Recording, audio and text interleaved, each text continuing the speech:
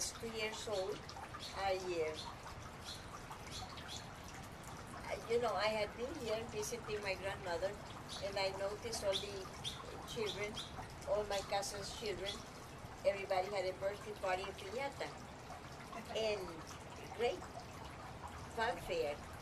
But the children were so bored. Mhm. The only ones who enjoyed it were the maids, the nurses. Sí. They were the ones who ate everything and enjoyed everything. So I had Paulita in June. Paulita's going to be 2 years old, and I asked. I had a maid who was called Chus, who took care of them, Mhm. and she told me the fiesta de agosto she wouldn't come anymore because her husband would get drunk and wanted to kill some children. Oh. Oh my God. So she wanted to leave, and I said, "Oh no, can I do something for you so not to leave?" And she said, "Well, only if you place the children in la sala cuna, which is a daycare center for poor children." So I went there to see the nun, and it happened that I knew her because my grandmother had been president of the Ladies of Charity, Mhm. and they wore that white thing there. The wimple? they used to. And while I was waiting for her, I saw about 300 children sitting around the corridors without moving, and I thought, my Lord, they look like retarded children. And when sister came, I said, "Sister, I would like to bring the piñatas, Paulita's piñatas here." And she said, "But Nia Pachita." I said, "Don't call me Nia Pachita. You know me all my life. Call me Pachita, sí, Nia Pachita." So she said, "But we have 300 children, they're too many." I said, "I don't care how many children they are. I want to bring the piñatas." So to make a long story short, Mhm. I went back to the house, and Chu said, "What did the nun say? Are they going to get my children? Are they going to receive?" Oh, I said, "I forgot." So I called back, and she said, "Of course, to bring the children." So I bought about 8 or 10 piñatas according to ages, Sí. They have babies until 6 years old, and maybe six or 7 piñatas. And nobody had done that ever. Mhm. And the Sala Cuna had been open for 45 years. And many of my friends were one of the Junta Directiva, And they say, it never occurred to us to do that, to bring our piñatas here to the Sala Cuna. So the nuns called the newspapers, and so that people would read about it, and maybe take example. And I had a marimba, and I had a clown, and I had all kind of things. And the nuns they couldn't believe it. And there were intellectual women there, and poetry women, and all that. They called me the Eva Perón of El Salvador.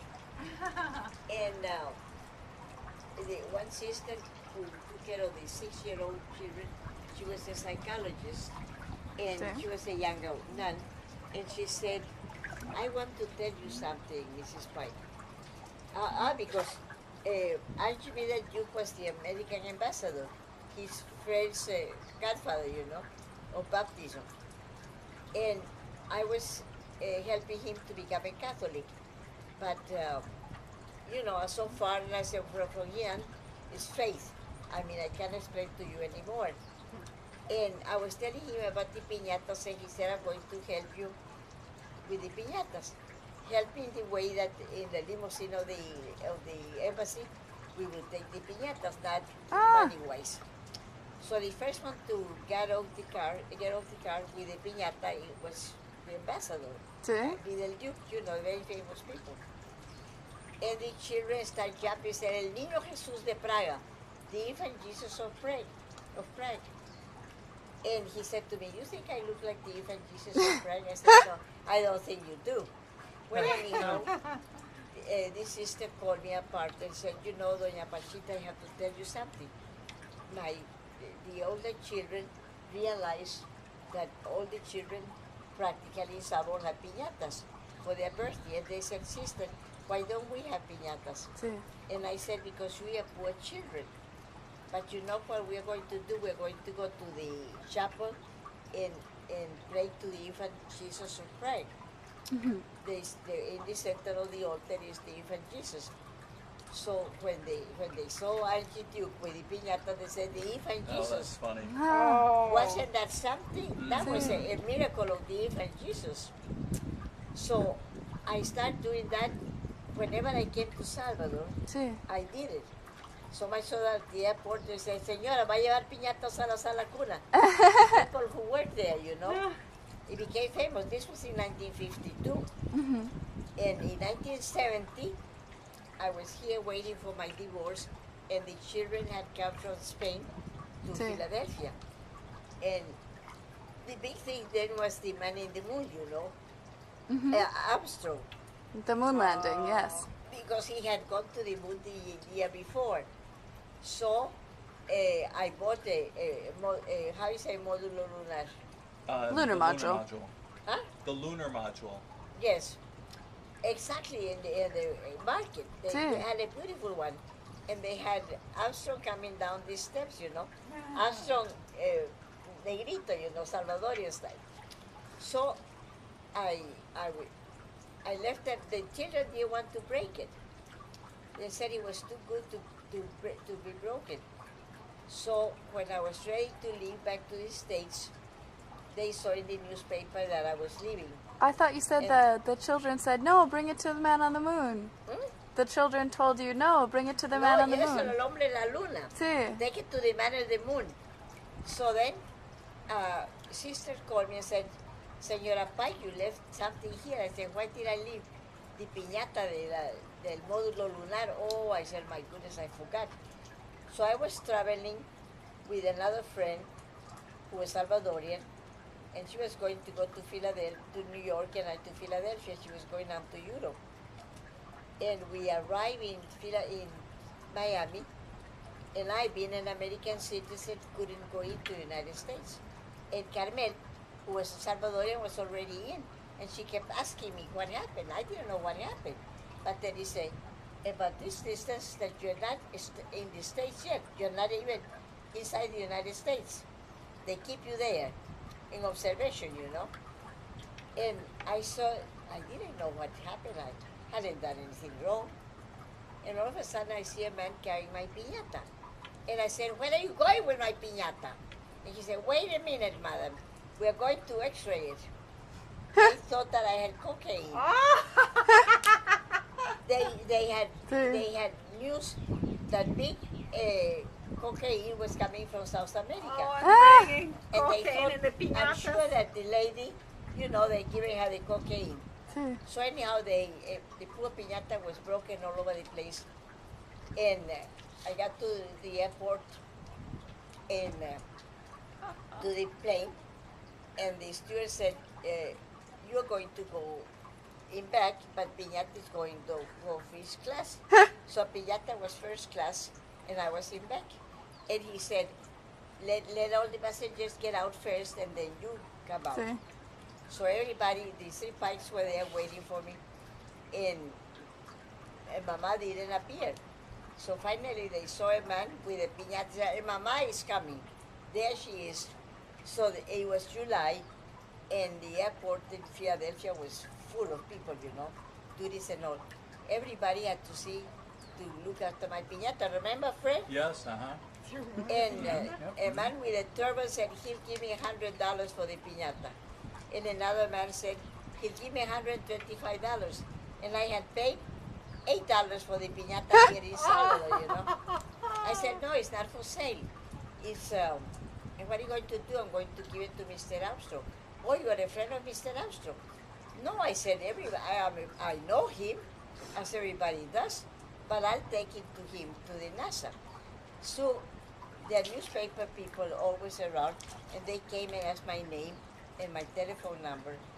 And no matter we got home, remember, Fred? Mm-hmm. When these two ladies, reporters, came to interview me, and they said that how was I going to take it to Mr. Armstrong? I said, well, I'll try to get in touch with the NASA. So they whispered each other. They said, you know, Senator Hill lives around the corner, and we have help on his campaign. We're going to ask him to come. So I made sangria.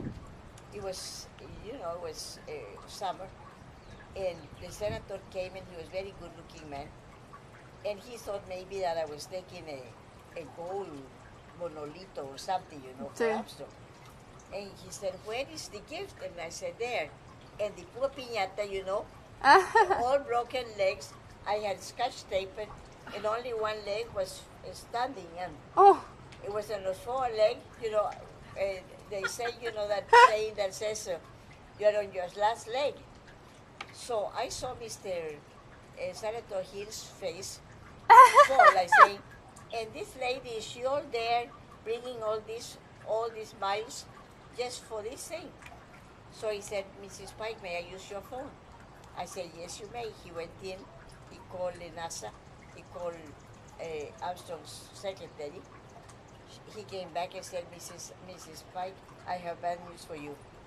The secretary says that Mr. Armstrong is so backed down with so many presents from all over the world that he doesn't want any more presents.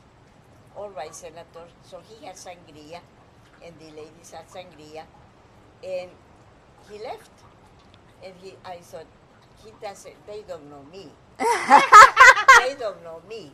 So the minute the ladies left, I wrote a note to Mr. Armstrong, and I told him that the piñata was nothing, except that it was sent to him by the poor children, very poor children of San Salvador, whose mothers sold fruit in the street and so forth, and that they didn't want to break it because they wanted me to Right. take it to the man of the moon.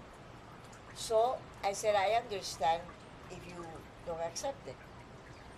So I was at the beauty salon. I was going back to Spain with them in 3 days. So I said, I'm leaving back to Spain in a few days. So I was at the beauty salon near the house, and the children came, Mama, the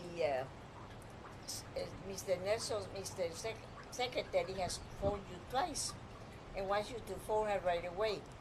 So I came back, and I called the lady, and she said, Mr. Armstrong says he'll receive you tomorrow. I was leaving next day, so at 2 o'clock in the afternoon. So remember, Fred, I had an Oldsmobile, or a Barracuda, an Oldsmobile. No, we didn't have a car then. We were just there for the summer. It was the people where we are staying. Oh, okay. And you sat with me in front, Mm-hmm. with the piñata and the girls in the back.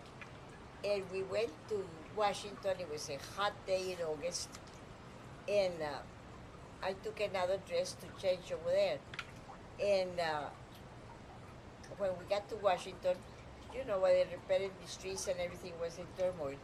And I got lost.